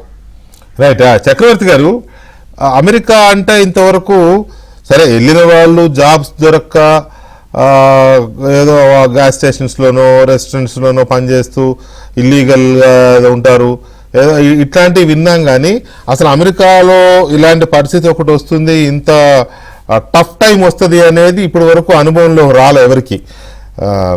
అంటే మీలాగా అనుభవం ఉన్న వాళ్ళు సజెషన్స్ ఇచ్చి ఉండొచ్చు, కానీ ఇట్లా ఓపెన్ డయాస్ మీదకి వచ్చిన సందర్భాలు లేవు ఇంతకుముందు, చాలా తక్కువ నాకు తెలిసి. సో ఇప్పుడు చాలా విపరీతంగా చర్చ జరుగుతోంది కదా. ఇది అమెరికా విధానాలు కారణమా ఈ పరిస్థితికి, లేకపోతే ఇంతకు ముందు యష్ గారు కానీ లేకపోతే విశ్వ గారు కానీ చెప్పినట్టు అక్కడికి వలస వెళ్ళే వాళ్ళు లేదా చదువుకోవడానికి వెళ్ళే వాళ్ళు చేసే మిస్యూజెస్ కారణం అనుకోవచ్చా? సార్ నేను అంటే ఐ ఆల్సో లివ్డ్ హియర్. నేను 1993 దాదాపు 20 సంవత్సరాలు 2012 లో వెనక్కి. అవునవును, మీరు అన్నారు, ఐ నో దట్. సో ఈ గొడవలు ఇప్పుడు కాదు, అప్పటి నుంచి ఉన్నాయి. 95 లో విపరీతంగా డిమాండ్ ఉండేది. .com బబుల్ వచ్చింది, మీకు గుర్తుందో లేదు? అవును. ఉన్న ఉద్యోగాలన్నీ రాత్రికి రాత్రి మాయమయ్యాయి. .com కంపెనీలు రావడంతో దాని తర్వాత హౌసింగ్ క్రైసిస్ వచ్చినప్పుడు కూడా బాగా ఇబ్బందులు వచ్చాయి. సో బిజినెస్ సైకిల్ అనేది is become very common in the American economic system. Business cycle అంటే ప్రతి 5, 6, 7, 8 సంవత్సరాలకు ఒకసారి ఎకానమీ రిసెషన్ లోకి వెళ్తాం, మళ్ళా మంచి వేగంతో పైకి రావటం, మళ్ళీ ఉద్యోగాలు సృష్టించడం అనేది తరచుగా జరిగేది. కాకపోతే రిసెషన్ వచ్చినా కూడా గతంలో ఏంటంటే టెక్నాలజీ ఇండస్ట్రీ కొంచెం రెసిలియంట్, అంటే బాగా గట్టిగా నిలబడగలిగేది. ఈసారి కొంచెం టెక్నాలజీ ఇండస్ట్రీ కూడా కొంచెం బలహీనపడింది.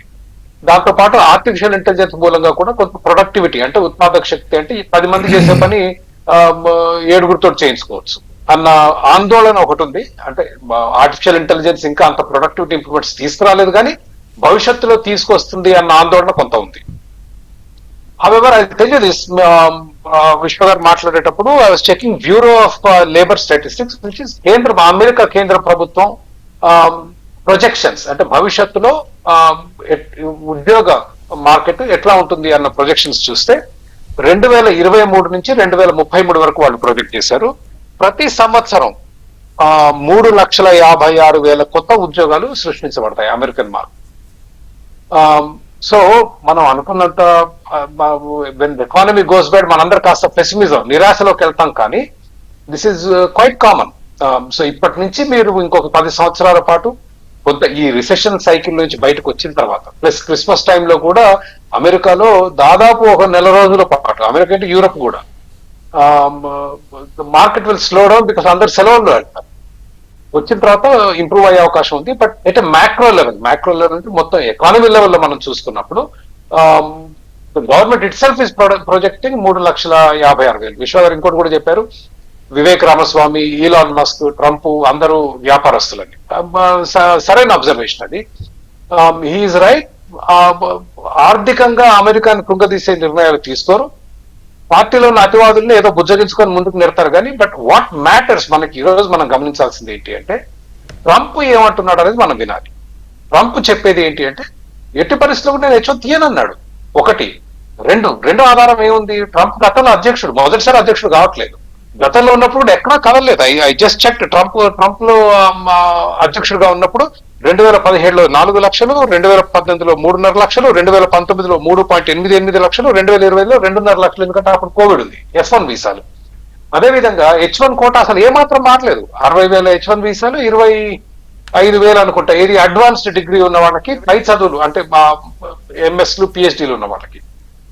కాబట్టి నేను మీ అంత ఆందోళన చెందట్లేదు. ఇంకొక చిన్న సవరణ మీతో మాట్లాడింది, ఓపీటీ కాంగ్రెషనల్ అప్రూవల్ అవసరం లేదండి, మన దగ్గర జియో లాగానే. అయితే మొన్న ట్రంప్ ఎన్నికల్లో వివేక్ రామస్వామి ఇట్లాంటి వాళ్ళు చాలా గట్టిగా క్యాంపెయిన్ చేసింది ఏంటంటే, ప్రభుత్వమే కాంగ్రెస్ అనుమతి లేకుండా చట్టాలు చేస్తుంది, అంటే ఇవే చట్టాలు, అంటే ఓపీటీ తీయొచ్చు పెట్టొచ్చు అనేది ట్రంప్ తలుచుకుంటే అయిపోతుంది. ఇమిగ్రేషన్ డిపార్ట్మెంట్ ఒక రూల్ పాస్ చేయొచ్చు.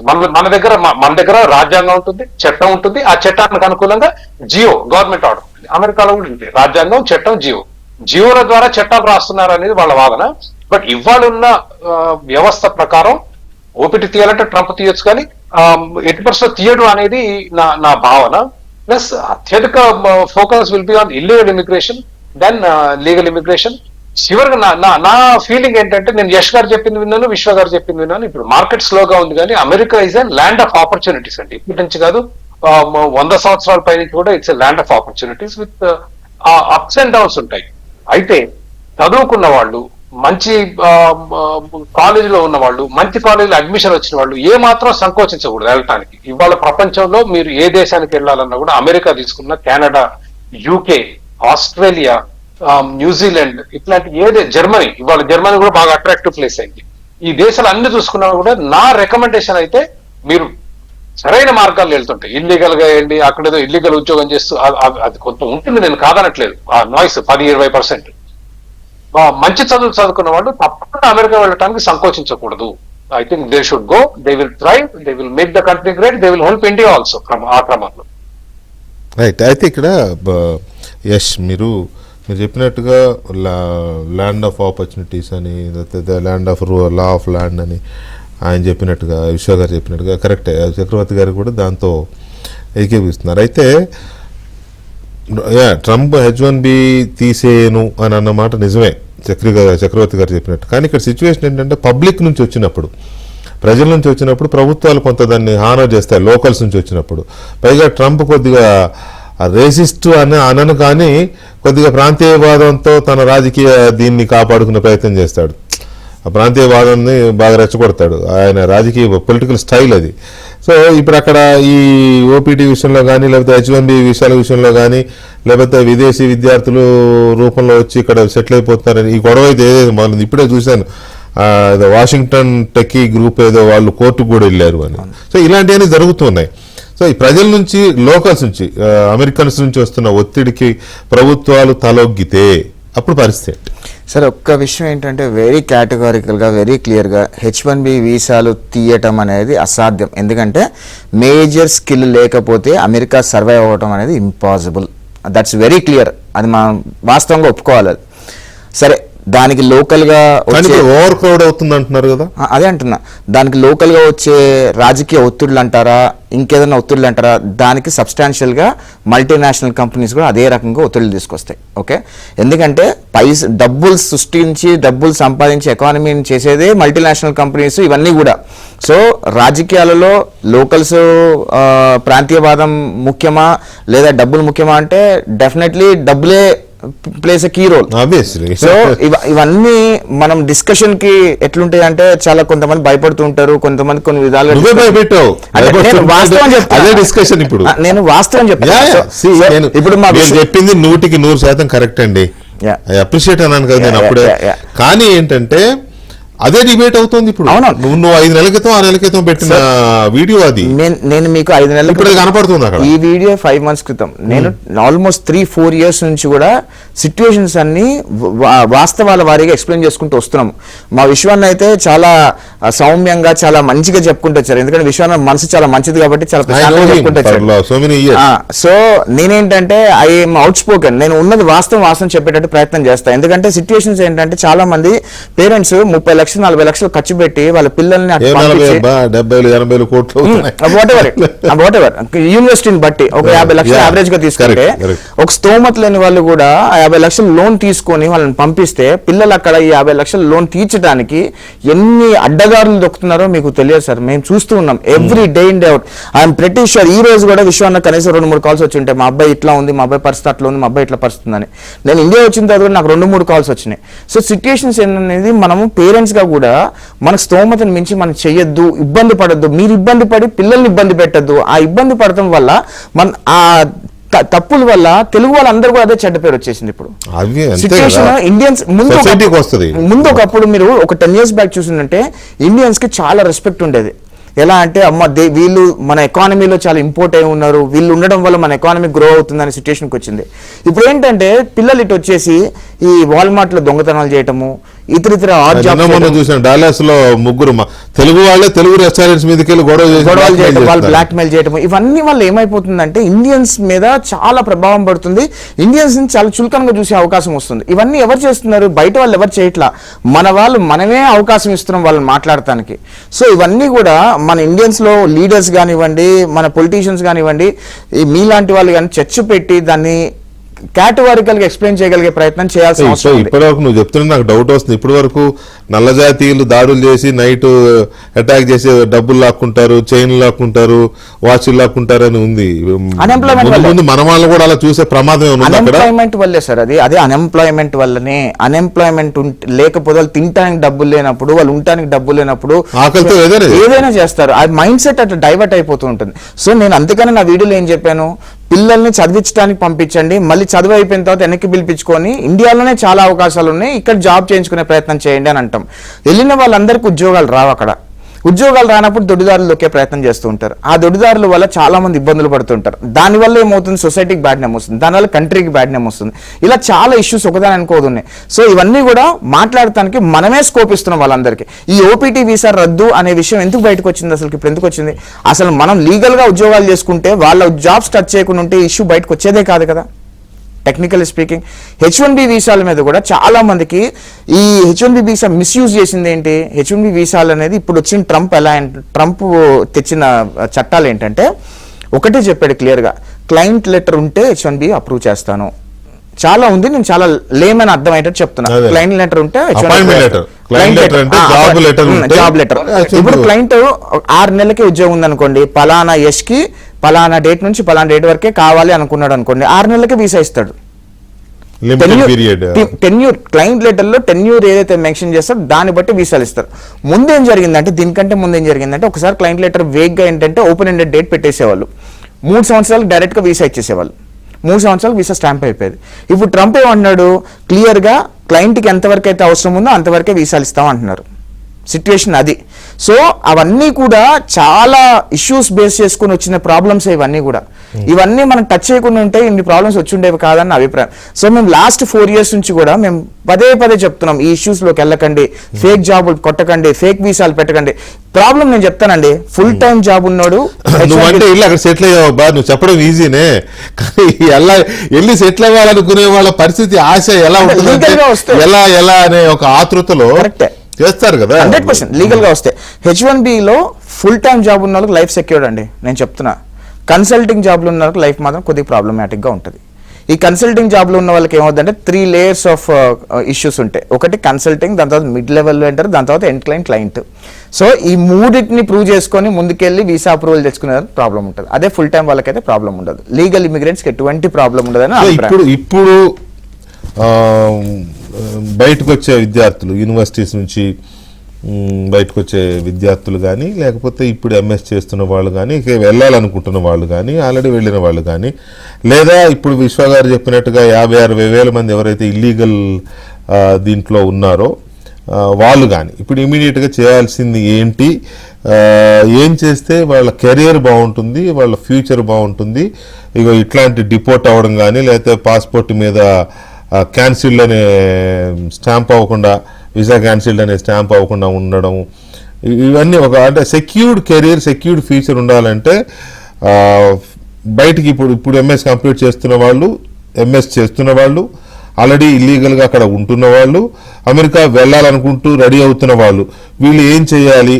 దీంతో పాటు ఆల్రెడీ అక్కడ సెటిల్ అయిన మన తెలుగు టెక్స్ ఉన్నారు కదా, అంటే జాబ్ చేసేవాళ్ళు కాకుండా చాలామంది ఐటీ కంపెనీలు పెట్టి మంచి గుర్తింపు తెచ్చుకునే విధంగా పెద్ద పెద్ద వ్యాపారాలు చేస్తున్న వాళ్ళు ఉన్నారు. వాళ్ళు కూడా ఏమైనా దీంట్లో ఒక చెయ్యి వేయగలరా, మన వాళ్ళు ఇబ్బంది పడకుండా?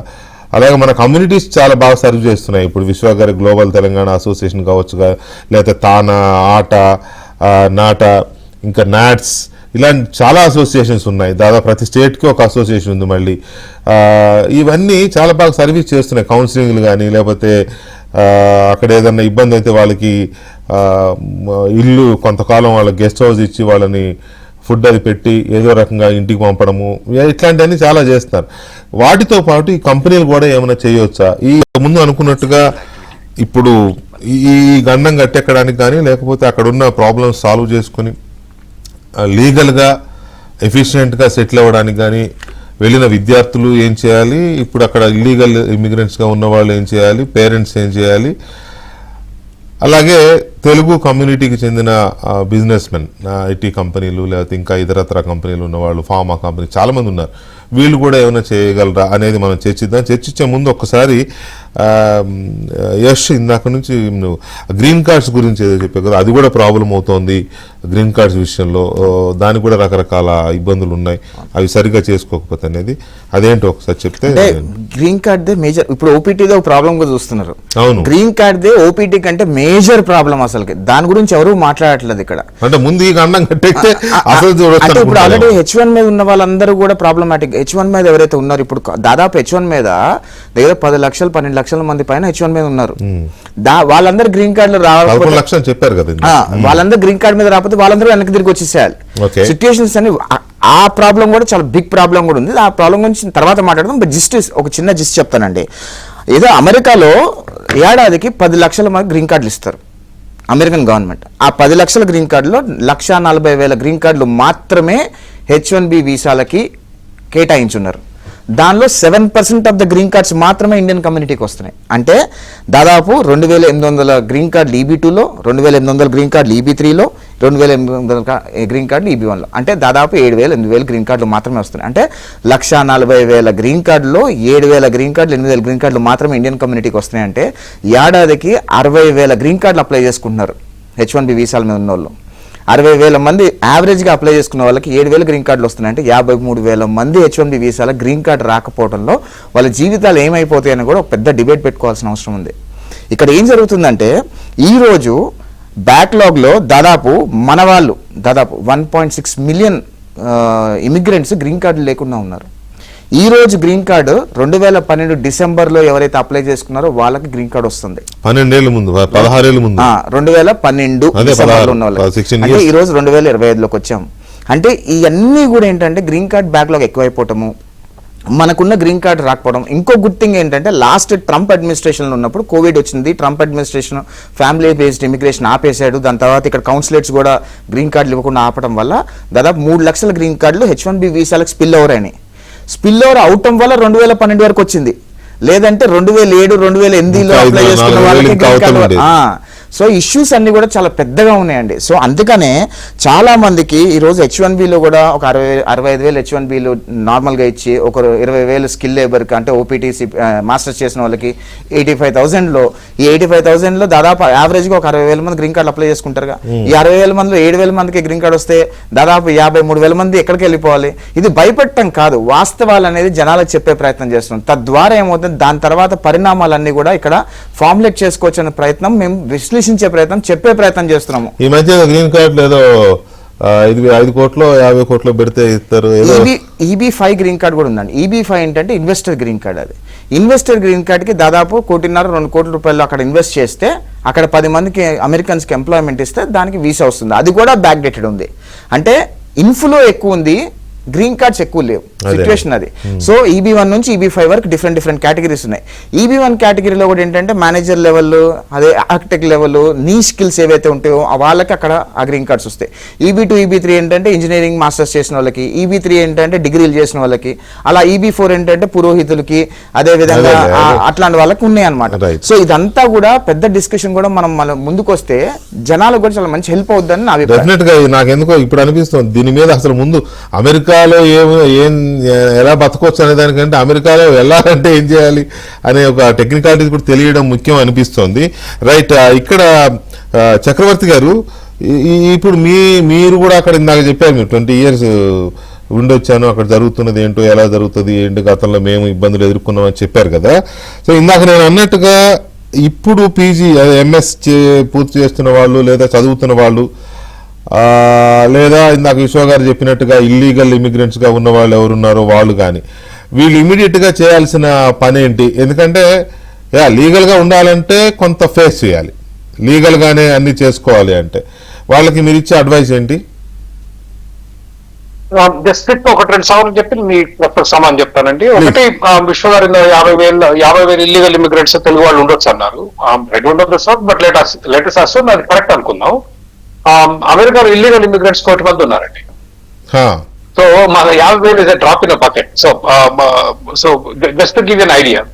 ఇంకోటి మీరు 2-3 సార్లు అన్నారు, Washington alliance of technology workers వాళ్ళు OPT అనేది చట్ట విరుద్ధం. అంటే అది చట్టం ద్వారా దేవాలి కానీ ప్రభుత్వం ఆర్డర్లు ఇష్యూ చేయడం ఇల్లీగల్, ప్రభుత్వానికి అసలు హక్కు లేదనేది. ఇది ట్రంప్ క్యాంపెయిన్ లో వివేక్ రామస్వామి చాలా కాలంగా వాళ్ళు పోరాడుతున్నారు. ప్రభుత్వం చట్టాలు చేస్తుంది, కాంగ్రెస్ చేయాలి అనేది.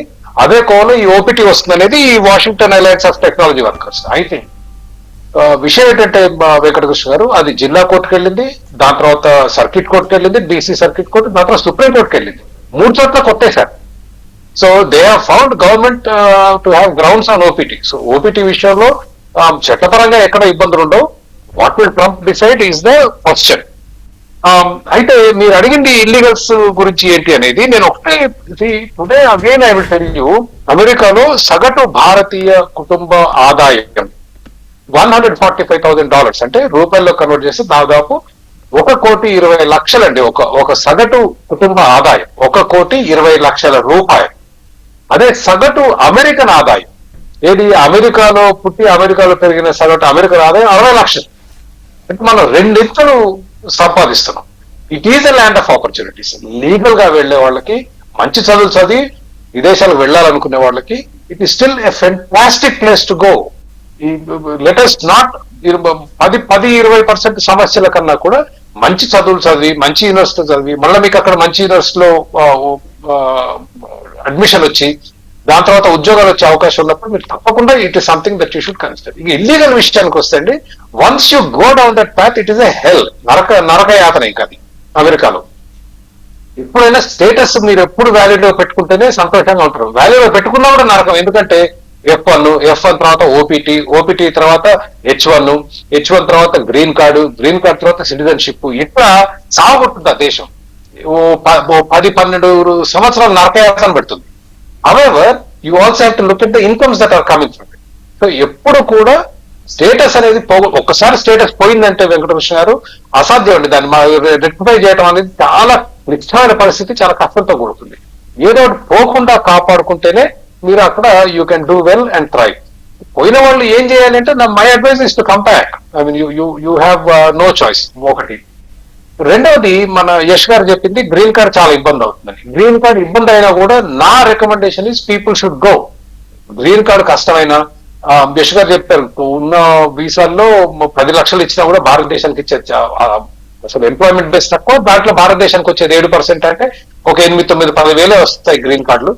మరి H1 మీదేమో దాదాపు 80,000 మంది కొత్త H1 ప్రతి సంవత్సరం ఇస్తున్నారు. అయినప్పటికీ కూడా మీరు మీ చదువులు అయిపోయిన తర్వాత 2-3 సంవత్సరాలు ఓపీటీ ఉంటుంది మీకు.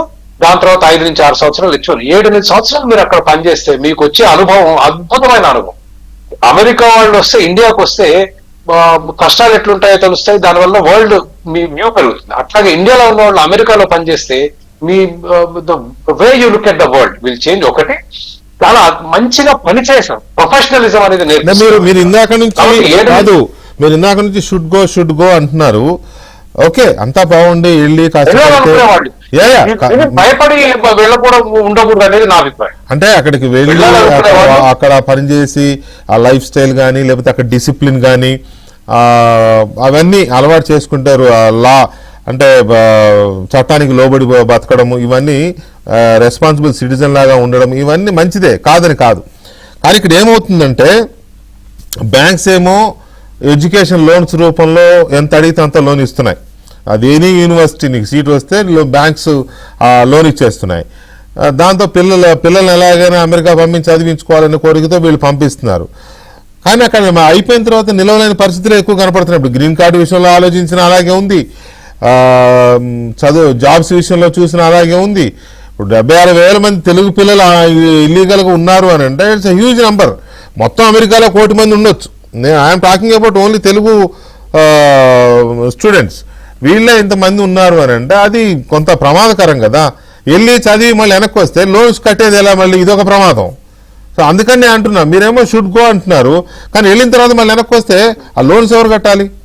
ఐ డిసగ్రీ విత్ వెంకటకృష్ణ గారు. నేను అదే చెప్తాను, మీరు 2 సంవత్సరాలు చదువుకున్న తర్వాత కూడా 2-3 సంవత్సరాలు ఓపీటీ ఉంటుంది, 6 సంవత్సరాలు H1 ఉంటుంది, 7-8 సంవత్సరాలు మంచి ఆదాయం, మంచి కంపెనీలో పనిచేసేది అనేది చదువులు లేకుండా దొంగ సర్టిఫికెట్లు పెట్టుకుని దొంగ ఉద్యోగాలతో పోయి వాళ్ళ గురించి మాట్లాడలేదు. మీరు చదువులు చదువుకొని 7-8 సంవత్సరాలు మంచి ఆదాయం ఉంటుంది, లోన్లు తెచ్చుకోవచ్చు. 1. 2, బ్యాంకులు అంటే ఎప్పుడు కూడా వెనక్కి రాని లోన్లు ఇవ్వవు. ఏమి మన ప్రభుత్వం బలవంతం చేసి ఇచ్చే లోన్లు కాదు. మన స్టూడెంట్ లోన్కి అప్లై చేస్తే బ్యాంకులు స్వచ్ఛందంగా ఇస్తున్నాయి. అంటే ఏంటి, వాళ్ళ లోన్లు వెనక్కి వస్తున్నాయనే కదా అర్థం, లేకపోతే ఇవ్వరుగా లోన్లు. So my submission is, green card కష్టమైనా కూడా మీరు అక్కడ 7-8 ఏళ్ళు పనిచేస్తే చాలా మంచి అనుభవం వస్తుంది. సో యూ షుడ్ నాట్ మళ్ళా 7-8 ఏళ్ళు అమెరికాలో పనిచేసి ఇండియాకి వచ్చిన తర్వాత అమెరికాలో ఉన్న కంపెనీలన్నీ ఇండియాలో ఉన్నాయి. ఇప్పుడు my wife American company Microsoft అన్నీ ఉన్నాయి. 8 సంవత్సరాలు అక్కడ పనిచేసి వచ్చాడు, కళ్ళ కప్పుకొని తీసుకుంటారు, మంచి జీతాలు ఇస్తారు. ఇక్కడ ఇంకా చేశారు అన్నారు, ఇక్కడ కూడా జీతాలు బాగున్నాయి, వాస్తవం బాగున్నాయి, ఇక్కడ కూడా జీతాలు మంచి జీతాలు ఇస్తున్నారు. కాబట్టి అక్కడ పరిస్థితులు ఆందోళనకరంగా ఉన్న my submission it's a temporary phenomenon. Illegal గా దొంగ సర్టిఫికెట్లు పెట్టుకుని లేని ఉద్యోగాలు సృష్టించి పే స్టబుల్ సృష్టించి చేసేవాళ్ళు ఉంటారు, నేను కాదనట్లేదు. దట్ ఈస్ ఆ రిస్క్ తీసుకున్నాడు, ఆ రిస్క్ అనుభవించాల్సింది, దానికి ప్రతిఫలం. ఆ ఎలిమెంట్స్ ఏ సొసైటీలోనే ఉంటాయిలేండి, అలాంటివి ఏ సొసైటీలోనే ఉంటాయి. 80% మంది అండి కాస్త లీగల్ గా మంచి మంచి కాలేజీలో చదువుకొని మంచి స్కూల్కి అప్లై చేసుకుని పోయే వాళ్ళని నిరుత్సాహపరచకూడదు మనము. Correct right. విశ్వ గారు, ఫైనల్లీ ఇప్పుడు ఒక్కొక్క సొసైటీలో ఏదైనా క్రైసిస్ వచ్చినప్పుడు ఎవరో ఒకళ్ళు ఆదుకోవడం అనేది జరుగుతూ ఉంటుంది. ఇప్పుడు మన అసోసియేషన్స్, అది తానా కావచ్చు, ఆటా కావచ్చు, నాటా కావచ్చు, నాట్స్ కావచ్చు, ఇంకా so many are there. And మీ గ్లోబల్ తెలంగాణ అసోసియేషన్ కానీ, లేకపోతే తెలంగాణ పేరుతో కొన్ని అసోసియేషన్స్ వచ్చినాయి, ఇవన్నీ చాలా ఉన్నాయి. మీ సర్వీసెస్ మీరు చేస్తున్నారు. వీటితో పాటు అంటే ఇవాళ డిబేట్ ఉంది కాబట్టి నేను కొంచెం మీలాంటి మిత్రులతో డిస్కస్ చేస్తే, మన తెలుగు వాళ్ళ కంపెనీలు కూడా చాలా మంది బిజినెస్ చేస్తున్నారు, చాలా రకాల కంపెనీలు, అది ఐటీ కంపెనీలు కావచ్చు, లేకపోతే ఫార్మా కావచ్చు, ఇంకా రకరకాల బిజినెసెస్లో ఉన్నారు. వీళ్ళు కొద్దిగా మన పిల్లలకి కొంచెం ప్రయారిటీ ఇస్తే, వాళ్ళకున్న క్వాలిఫికేషన్స్ని స్కిల్స్ని బట్టి కొంత ప్రయారిటీ ఇస్తే మరీ అక్కడ రోడ్డును పడకుండా ఉంటారు అనే ఒక సలహా ఎవరో ఇచ్చారు. Is it possible?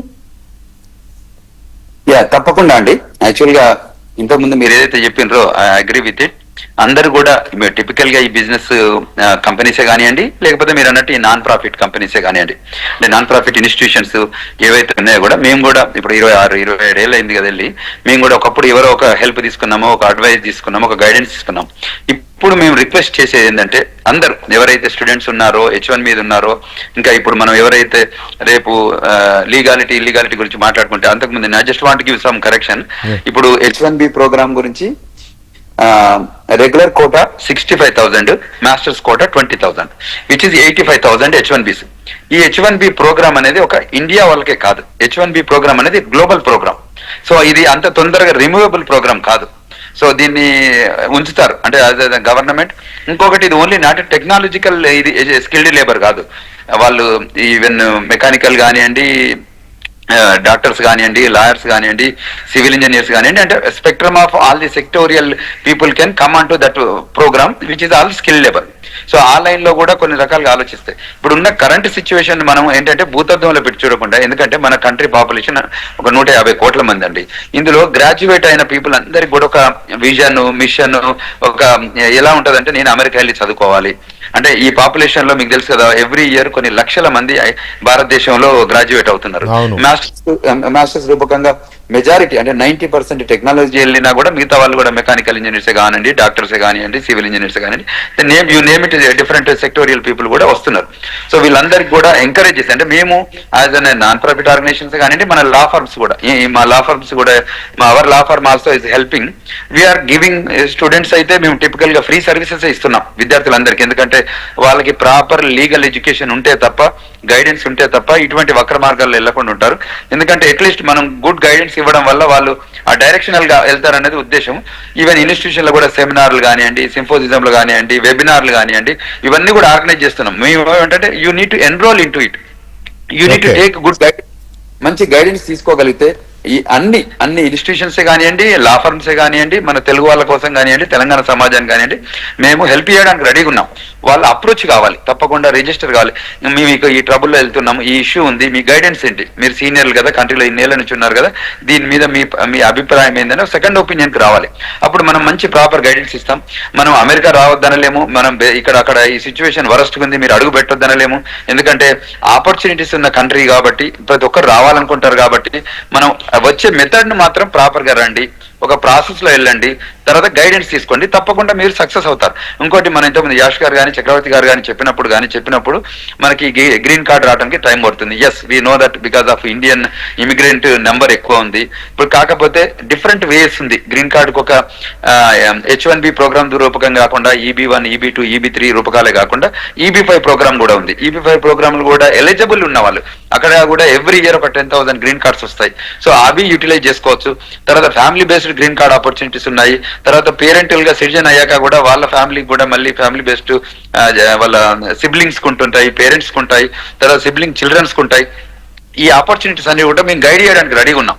సో మీరు అందులో వచ్చి ప్రతి ఒక్కరు కూడా ఇప్పుడు మీరు మీడియా రూపకంగా మీ దగ్గరకు వచ్చినా కూడా ఒక సెల్ ఏర్పాటు చేస్తే మేము తప్పకుండా మేము కంటిన్యూస్, ఎందుకంటే పాపం ఇప్పుడు మేము ఒకరోజు ఆ కంట్రీకి వెళ్ళిన వాళ్ళమే కాబట్టి మా సోదరులే కాబట్టి మేము వాళ్ళని అక్కడ చేర్చుకోవాల్సిన అవసరం ఉంది, వాళ్ళకి మేము గైడెన్స్ ఇవ్వాల్సిన అవసరం ఉంది.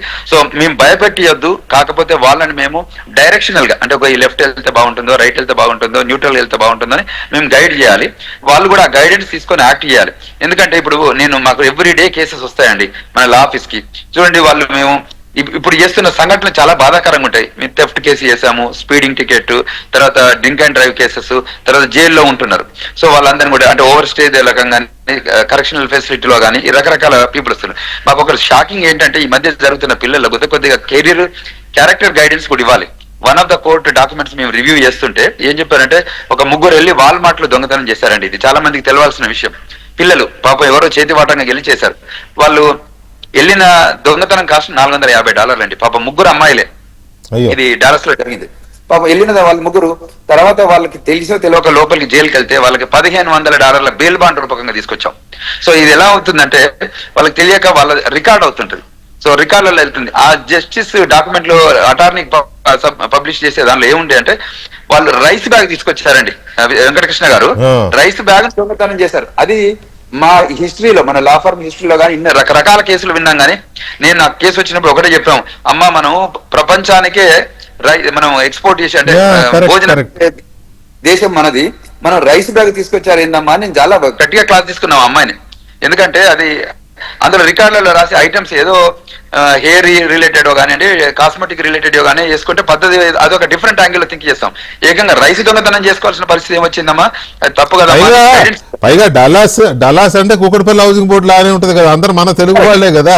ఎవరి దగ్గరికి వెళ్ళి రైస్ తక్కువ ఉన్నాయంటే ఇస్తారు. ఒకవేళ నిజంగా అంత పవర్టీ ఉంటే అడిగితే ఇస్తారు కదా. కరెక్ట్. వాళ్ళు అది అది అది డిస్కషన్. అదే ఇప్పుడు వాళ్ళు మిగతా ఏమన్నట్టు అసలు ఫస్ట్ దొంగతనమే చేయొద్దు, ఆ డౌటే లేదు. అందులో ఇది చేసేస్తే నాకే బాధ అనిపించింది. అమ్మా ఇంత కష్టాలలో ఉంటే మనం రకరకాల ఇన్స్టిట్యూషన్స్ ఉన్నాయమ్మా, రకరకాల ఆర్గనైజేషన్స్ ఉన్నాయమ్మా, మీరు హెల్ప్ తీసుకోండి. ఇప్పుడు మీరు హెల్ప్ తీసుకోండి, మీరు గెయిన్ కావండి, మంచిగా సెటిల్ కండి, మళ్ళీ హెల్ప్ చేయండి. ఇది ఒక సైక్లిక్ ప్రాసెస్ అమ్మా. మనం అంటే ఇక్కడ ఒక విషయం మనం అర్థం చేసుకోవాలి. వాళ్ళు ఉద్యోగం లేక ఎట్లా బతకాలో తెలియక ఆ పని చేశారా, లేదా హ్యాబిచువల్ గా చేశారా? ఇప్పుడు ఆ ముగ్గురిట్లో ఒకళ్ళకి కొద్దిగా హ్యాబిచువల్ అండి, చేతివాటం ఉంది. వచ్చాక అంటే ఇప్పుడు చేతివాటం ఇదంటే ఫస్ట్ టైం వెళ్తే దొరకలేదు, రెండోసారి వెళ్తే దొరికారు. అది వాళ్ళకి ఏమైందంటే అది ఏదో తీసుకొస్తూ అక్కడికి ఇదిగు తీసుకొచ్చారు. అంటే ఇప్పుడు ఏదో హెయిర్ పిన్ లో, ఆ పిన్ లో, కాస్మెటిక్ మేకప్ కిట్స్ అవి అనుకుంటే ఒక రకంగా ఉంటది.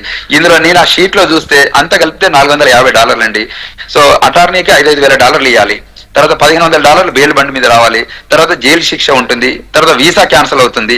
Because once they are arrested there ఇద్దరు DUI కానీ ఇటువంటి థెఫ్ట్ కేసెస్ కానివ్వండి, అయితే మళ్ళీ వాళ్ళు వాళ్ళ స్టేటస్ స్టే ఉంటుంది. కానీ మళ్ళీ ఒకసారి కంట్రీ దాటి లోపలికి వస్తే మాత్రం వాళ్ళకి వీసా ఇవ్వరు. సో ఇన్ని రకాల ఇబ్బందులు అయ్యేదానికి మీరు $100, $150 కోసం ఇటువంటి చేయొద్దమ్మా. అదేవిధంగా మిగతా పిల్లలకు కూడా మేము చాలా గైడెన్స్ చేయాలనుకుంటున్నాం. మీరు ఇంతకుముందు సజెస్ట్ చేసినట్టు, గైడెన్స్ చేసినట్టు తప్పకుండా ABN కూడా ఒక మంచి సెల్ పెట్టండి. ఇప్పుడు యాష్ కానీ మన చక్రవర్తి గారు కానీ చెప్పండి, రకరకాలు చెప్పినట్టు మేము ఒక ప్యానల్ లాగా ఉండి అందరికి వాళ్ళకు ఒక గేట్వే లాగా, ఒక సెషన్స్ లాగా ఆర్గనైజ్ చేస్తే అందరం కలిసి పనిచేస్తే ఇప్పుడు కొత్త సమాజాన్ని నిర్మాణం చేయాలనుకుంటున్నాం. అమెరికన్ మైగ్రేషన్ ని మనం ఆపలేమండి, అది తప్పకుండా it's a continuous process. America కూడా వెల్కమ్ చెప్తుంది, కానీ అమెరికా ఏంది దొరలను రమ్మంటది కానీ దొంగల్ని వెల్కమ్ చెప్పదు కదండి. అక్కడ ఏమంటే they look for the officers, they don't look for the thieves. ఏదో ఎక్సెప్షనల్ మొన్న డెమోక్రటిక్ పార్టీ టైంలో మొన్న వాళ్ళు అక్కడ నుంచి తీసుకొచ్చారు ఆఫ్ఘనిస్తాన్. కానీ it is a best country, people we welcome everyone. కానీ తప్పకుండా ఒక ప్రొసీజర్ వెళ్ళండి. ఇప్పుడు మనకి మీడియా ద్వారా కానివ్వండి, ఇంకా ఈ మన సో ఉండగానే ఓవరాల్ గా ఈ డిబేట్ స్టార్ట్ చేస్తున్నప్పుడు గడిచిన వారం 10 రోజుల సిచ్యువేషన్స్ చూస్తే ఈ ముందు అమెరికా వెళ్ళాలనే ఆలోచన విరమించుకుంటే మంచిదేమో, ఇప్పటి వరకు ఉన్న డాలర్ డ్రీమ్స్ అమెరికా డ్రీమ్స్ తగ్గించుకుంటే మంచిదేమో అనే ఊహతో మొదలైన డిబేటు లేదు, ఖచ్చితంగా అమెరికా అనేది అవకాశం వస్తే వదలకుండా వెళ్లాల్సిందే, అక్కడ జాబ్ చేసుకుని కష్టపడి ఆ లైఫ్ స్టైల్ అలవాటు చేసుకుంటే మంచిదే అనే వెళ్ళాలి, అవకాశం వస్తే మాత్రం వదలకుండా వెళ్ళాలి అని చక్రవర్తి గారు కానీ విశ్వ గారు కానీ యశ్ గాని చెప్పింది మంచి సూచనలుగా మనకు వచ్చాయి. అయితే లాస్ట్లో ముగింపులో వచ్చిన ఆడపిల్లలు దొంగతనం చేశారనేది విచ్ ఈస్ బ్యాడ్, అది జరగకుండా ఉండాల్సిందే, అలాంటి పనులకు మాత్రం పాల్పడొద్దు. ఎందుకంటే అమెరికా ఇక్కడ దొంగతనం చేస్తే ఇండియాలో ఏముంది నేను వదిలేస్తారేమో, కానీ అక్కడ అలా కాదు, అది చాలా భయంగా జీవితం మొత్తం స్మాష్ అయిపోద్ది. సో అందువల్ల అలాంటి పనులు చేయకుండా తెలుగు వాళ్ళు చాలా మంది ఉన్నారు, హెల్ప్ తీసుకోండి, ఓపెన్గా ఆఫర్ ఇస్తున్నారు, రండి మీకు ఏం కావాలన్నా హెల్ప్ చేస్తామని చెప్తున్నారు కదా, హెల్ప్ తీసుకోండి. అంతేగాని దొంగతనాలు పిచ్చి పనులు చేయడం వల్ల జీవితం పాడు.